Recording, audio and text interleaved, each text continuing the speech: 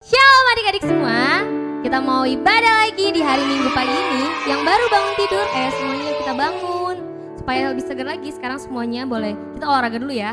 Semuanya boleh rentangkan tangannya.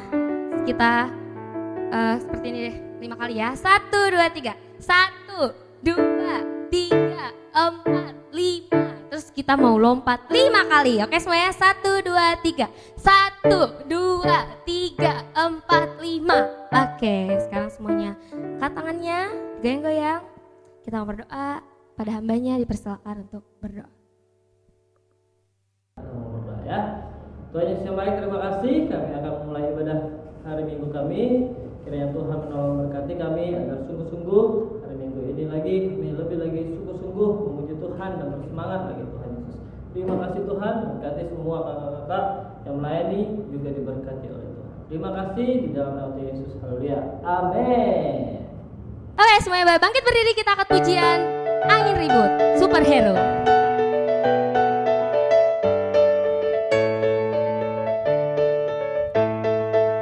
Angin ribut dia redakan, mata buta dia celikan, dia Yesus.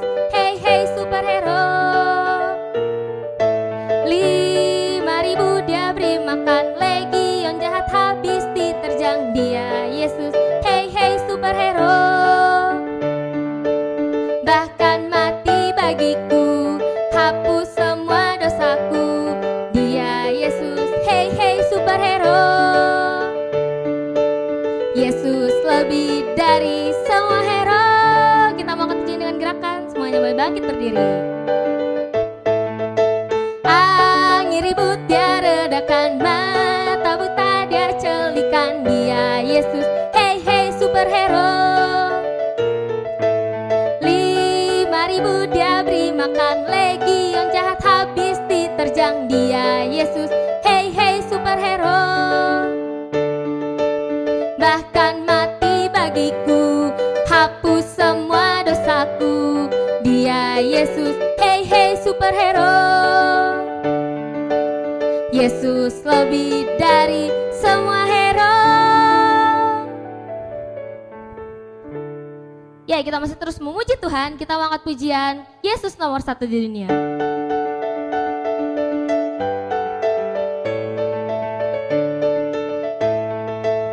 Tidak dapat terungkap lewat kata, betapa besarnya kasih Tuhan Yesus. Tidak berubah sampai selama-lamanya, mata lembutnya selalu pedulikan. Dia mengajarkan cinta kasih, dia sediakan masa depan. Yesus nomor 1 di dunia. Aku pun jadi nomor 1 di dunia. Yesus nomor 1 di dunia. Kamu pun jadi nomor 1 di dunia. Kita harus pujian dengan gerakan. Tidak dapat terungkap lewat kata, betapa besarnya kasih Tuhan Yesus. Tidak berubah sampai selama-lamanya, mata lembutnya selalu pedulikan. Dia mengajarkan cinta kasih, dia sediakan masa depan. Yesus nomor 1 di dunia. Aku pun jadi nomor 1 di dunia. Yesus nomor 1 di dunia. Kamu pun jadi nomor 1 di dunia.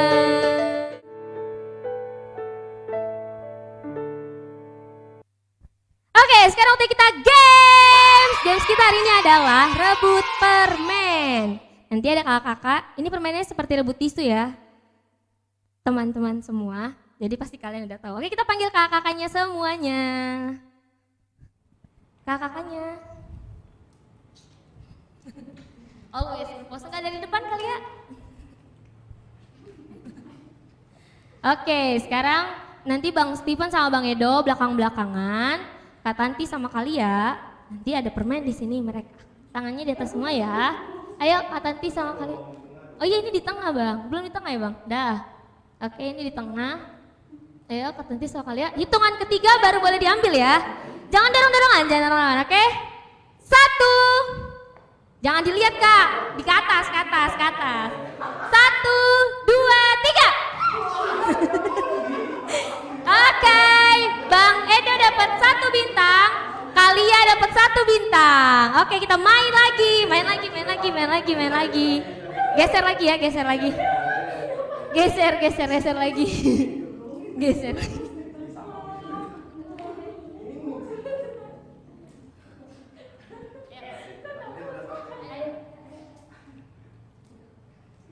Oke ya. Tangannya di atas dong, jangan lihat ke bawah. 1, 2, belum 3. Belum 3 guys, belum 3. Ayo dong Kak. Di tengah raba banyak Kak. Ya. Oke. Lagi. Tengah. 1, 2, 3. Bang Steven 1 bintang, Kalia 1 bintang. Kita main sekali lagi. Oke, sekali lagi. Kak Tanti belum menang teman-teman, jadi kita harus dukung Kak Tanti terus. Ayo. Iya kan, kayak gitu. Iya, jangan sakit kayak Kalia. Kalia tepos banget soalnya. Enggak bisa. Oh iya, jangan lupa yang menang nanti maju ke kamera ya, dadah, oke? 1, 2, 3. Oke.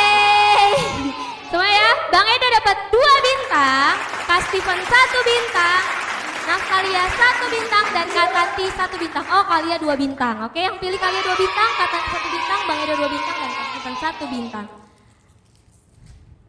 Oke, teman-teman, karena minggu ini adalah minggu yang spesial dengan MC yang spesial, maka kita punya permainan yang spesial. Ini adalah games kedua minggu ini. Gamesnya adalah jangken level. Gimana permainannya? Jadi nanti kakak-kakak yang ada ikut bermain akan dari tidur dulu. Kalau menang mereka boleh jongkok, kalau menang lagi berdiri, kalau menang lagi baru mereka menang ya.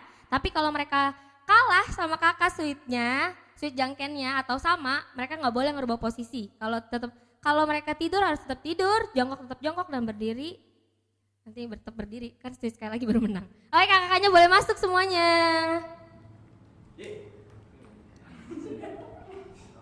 Oke, boleh tidur. Oke, boleh dengan posisinya Kak. Tidur ya, tidur. Oke, 1, 2, 3 tangannya di atas. Jangkempok. Batu boleh jongkok. Jangkempok. Gunting boleh jongkok. Jangkempok. Gunting boleh jongkok. Jangkempok. Batu boleh berdiri. Jangkempok. Gunting menang. Yeay, pemenangnya Bang Edo mendapat 1 bintang, karena kalian mendapat 1 bintang. Kita bermain lagi. Udah biasa teknikku. Ayo tangannya di atas. Jangkempok. Gunting boleh jongkok. Jangkempok. Kertas boleh jongkok. Ya Bang tidur aja terus Bang ya. Jangkempok. Gunting boleh berdiri. Jangkempok. Gunting boleh jongkok, boleh menang ya itu Bang Steven. Jangkempok. Batu menang. Yeay, Bang Edo dapat 1 poin lagi. Kita main sekali lagi.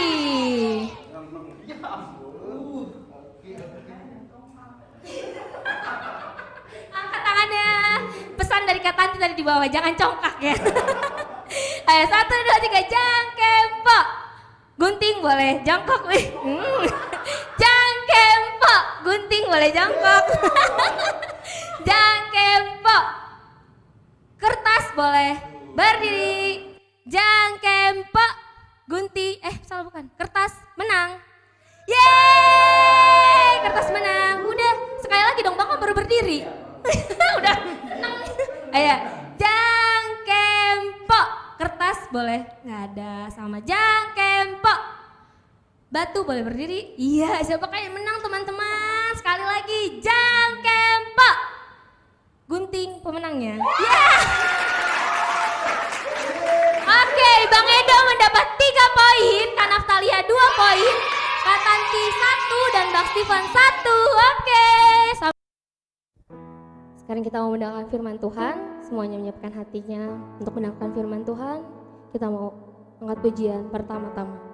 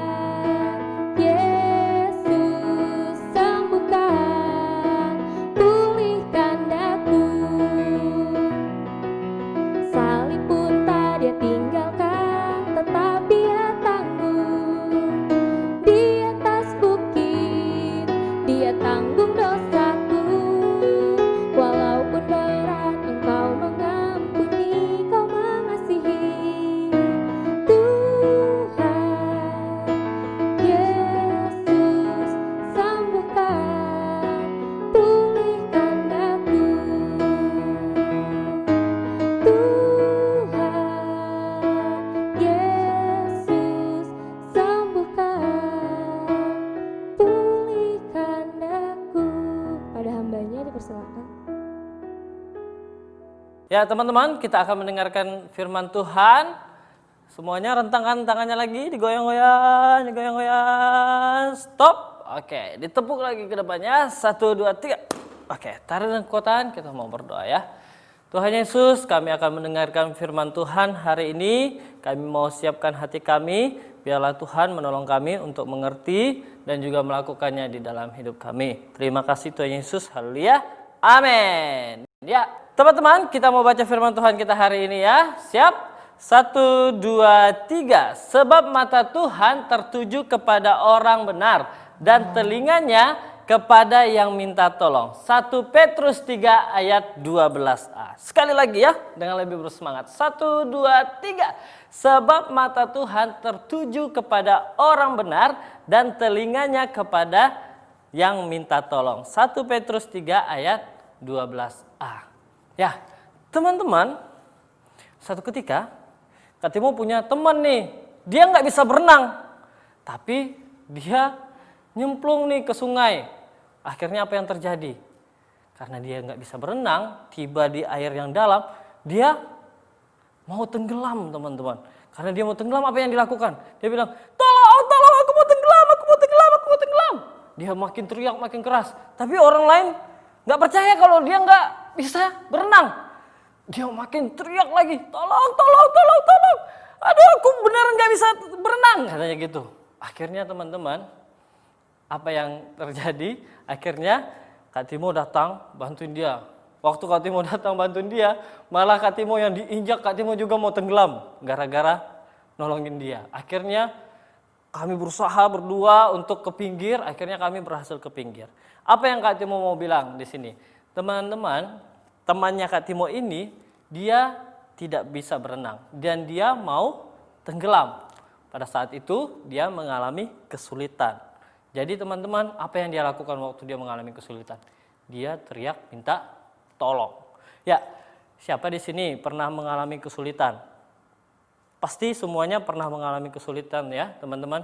Apakah itu contohnya sedang sakit, atau apakah itu orang tuanya lagi susah uang untuk bayar uang sekolah, ya kan? Atau untuk makan, ya kan? Pasti kita semua pernah mengalami kesulitan ya. Teman-teman, di dalam firman Tuhan, satu ketika ada seorang raja. Raja ini dia nggak senang nih dengan apa? Dengan murid-murid Tuhan Yesus. Karena setelah Tuhan Yesus terangkat naik ke surga, murid-muridnya masih dengan bersemangat memberitakan Injil kemana-mana. Raja ini nggak senang, teman-teman. Apa yang dilakukan oleh raja ini? Ini murid-muridnya Yesus ini payah banget ini. Ini harus kutangkapin satu-satu ini.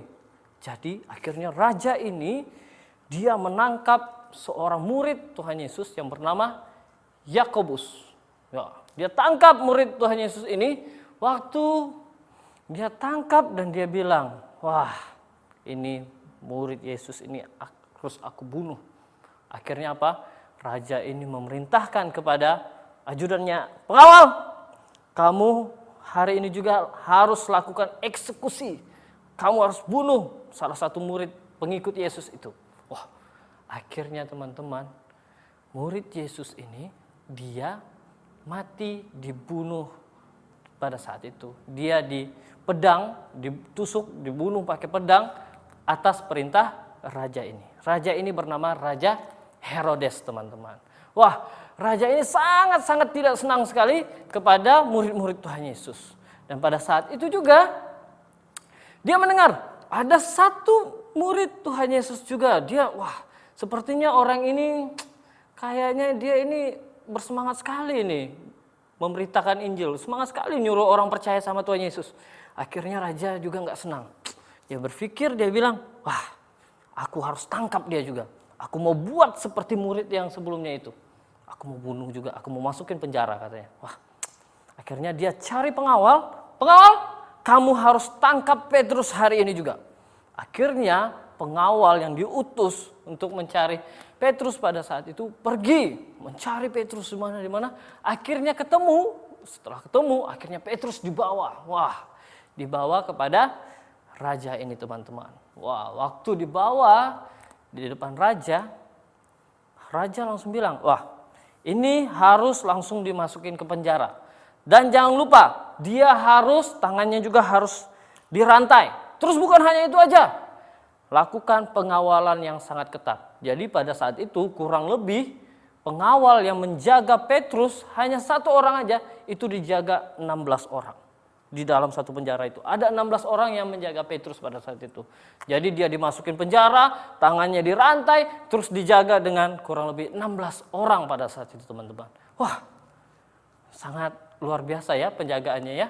Tapi teman-teman, meskipun Petrus pada saat itu dia mengalami kesulitan, mengalami situasi yang sulit, Tapi apa yang terjadi?